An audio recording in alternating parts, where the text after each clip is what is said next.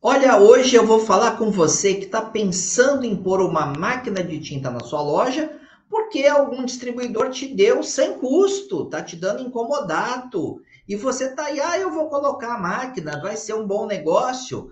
Então, se você está nesse momento, você tem que ouvir o que eu vou falar. Não cometa erros nesse processo de decisão. Então, seja bem-vindo. Sou o professor Glaucio, esse é o canal mais especializado no varejo da construção de toda a internet. E o nosso bate-papo hoje é exatamente sobre isso aqui, ó. Colocar máquina de tinta na loja de material de construção. E aí, vai ser bom negócio? Não vai ser bom negócio? Então eu acho que você vai gostar do que eu vou explicar. Muito bem, olha só.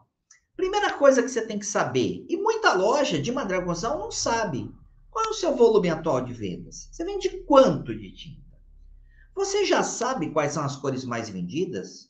Você tem muito cliente pedindo tinta manipulada, cor que você não tem?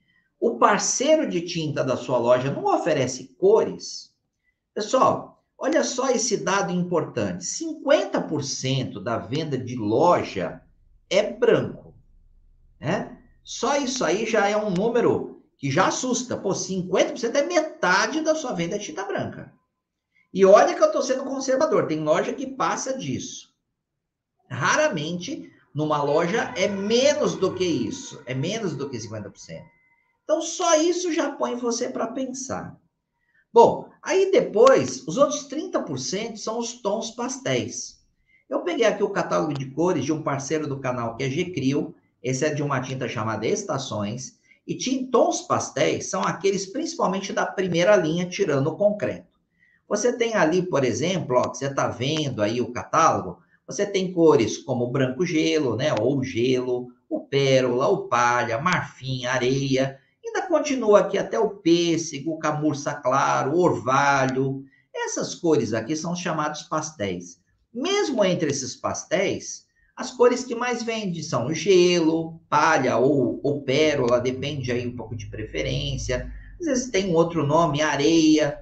E aí, quando você começa a migrar para as cores mais intensas, aqui nessa imagem você vê cores intensas como esse azul arpoador, né? Mel, turquesa Antilhas, romance, ameixa, sol, são algumas cores bonitas que tem aqui, mas a venda é bem inexpressiva na loja.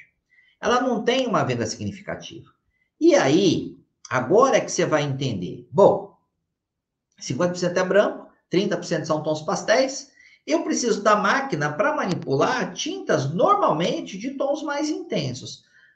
Mas as pessoas procuram para fazer uma tinta clarinha, porque ele queria um tom diferente. Você atende um público que realmente procura isso? Você já tem um público que é aquele público que tem um arquiteto, um decorador, que compra na sua loja e exige? Esses são elementos que vão ajudar você a decidir por uma máquina ou não. Porque agora eu vou te mostrar o quanto vai custar por uma máquina, mesmo que ela venha de graça. Porque essa máquina pode ser posta em conta, tá, eles deram de graça, eu aceitei. Então, você tem que ter essa dimensão. Porque se não tiver volume, a coisa vai ficar muito complicada. E aí, por que, que vai ficar complicada? Vamos lá agora entender, depois de entender as cores. Ó, quando você instala essa máquina do sistema tintométrico, aqui a gente está mostrando uma da Coral, que é muito conhecida, você precisa manter um estoque de bases.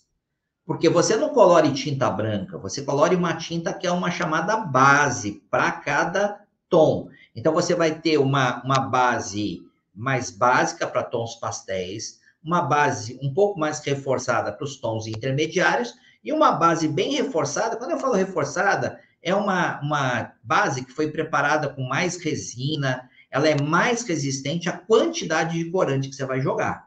Porque quanto mais corante você joga, mais essa tinta ela perde um pouco da qualidade. O corante ele vai desmanchando o filme ali da resina. Outra coisa, tinta branca tem um produto chamado titânio, que é importante para o branco. Mas as tintas de tom intenso, elas não devem ter titânio. Estou dando um conhecimento técnico aqui, mas você que vai mexer com tinta precisa saber disso. Então, você vai precisar de um sistema tintométrico completo. Você precisa de dosador, batedor e o sistema. São três coisas. Aí, quando a gente fala sistema tintométrico, é um sistema. Essa imagem aqui de baixo, onde você vê ali aquele dosador da Coral, você vê também ali um computador e você vê ali atrás uma imagem que é o batedor, são as 3 coisas das quais estou falando. Ah, mas veio incomodato, não vai custar nada. Mas você vai ter que ter os 12 corantes, tá? Bom, e esses 12 corantes são bem caros. E qual é o problema dos corantes? Você vai ter corante que vai ter um uso muito frequente. Você vai ter uma determinada cor desses corantes que usa muito frequentemente. Mas você vai ter outros que utiliza bem pouco. A frequência de uso é baixa. E se você não tem volume expressivo de venda, aquele corante vai envelhecer e vai perder validade. Porque por mais que essas máquinas, elas durante o dia, elas operem sozinhas, fazendo a mistura ali, realizando a mistura da tinta, do corante, né? Ele fica, vamos dizer, balançando o corante para que ele não resseque, mas ele tem um tempo de validade. E muita loja de material de construção não tem expressão de venda para suportar.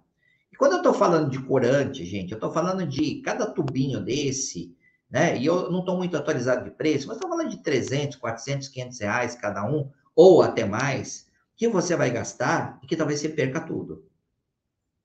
E outra coisa, aquele leque de cores, aquele catálogo bacaninha que você mostra para o seu cliente, aquilo também não é dado, não. Aquilo é comprado. Aquela imagem ali em cima que eu coloquei, está mostrando um anúncio, inclusive, de venda na internet, né? E ali no nosso anúncio, talvez seja pequeno para você ver, mas está mais de R$ 200 um catálogo desse, tá? E você tem que comprar. Isso não é dado para você. Então, é outra aquisição que você tem que fazer. Então, você começa a ver que pode ficar um pouco complicado. Bom, quando a gente compara agora material de construção versus loja de tinta, e aí? Na loja de tinta tem que ter máquina de construção? Não? Então, vamos entender só. Segue aqui as dicas do slide. No material de construção, a máquina de tinta agrega pouco valor ao negócio. Você tem um mix enorme para vender. Então, a tinta, ela não costuma ser uma coisa relevante no material de construção.